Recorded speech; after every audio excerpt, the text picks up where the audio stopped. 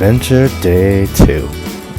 I had my usual hard time sleeping after our day exploring, and I could hardly wait for everybody to wake up. But of course, those hotel beds make them sleeping a lot longer.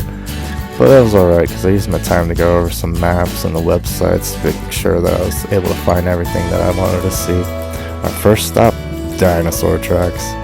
My little guy is everything dinosaur, so it was a must. They didn't hold as much of a cool factor, probably because of what we had seen the day before, but they were cool in their own right, I guess. And we pretty quickly found ourselves scrambling the rocks just to see what was up there, as my son says. And as always, it's never disappointing. We left the dinosaur track site and made our way a little deeper into the land of the lost things, as I like to call it. We got to the first little canyon we had been looking for, and it was a nice morning for a hike. Everywhere I looked, I was seeing spectacular color variations in the rocks, and I tried to imagine what it must have been like 1,200 years ago. I found myself guessing as to what it might have been like. As we rounded one of the bends, we had quite a rock climb to get up into where we were going, and I thought about what it must have been like to be climbing that thing every day, because a little bit down from there in the ravine, there was one of the most amazing sights I've ever seen. It was almost like you can move in, it was that amazing. Seeing the fine craftsmanship that these things were built in blew my mind. I had no clue how intricately built they were. I started to see how they had been able to stand the test of time. We started walking down the path again because I had read that there was so much more to see in this one little canyon. And as I walked, I began to feel like, man, this is unbelievable. I was seeing all these amazing things, knowing the whole time that it's only gonna get better.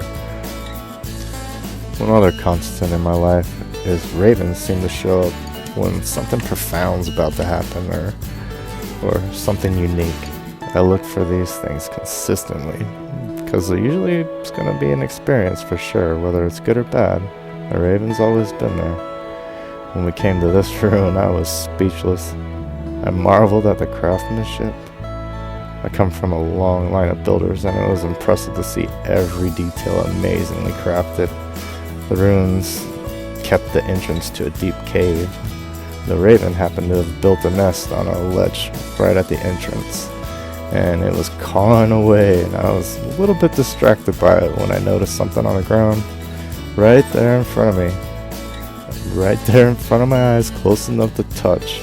My inner Indiana Jones came out. We were all starstruck by these tiny pot shards and little pieces of corn. As we made our way back out of the canyon and this amazing adventure we had been on, everything surrounding us seemed to be just a little bit more alive than when we had come through earlier. We each had 5 pounds of sand in our shoes, and we were ready for some dinner after spending hours and hours in the past. It was definitely another amazing adventure, another amazing day. With Mesa Verde up next, I couldn't imagine what I had left yet to experience.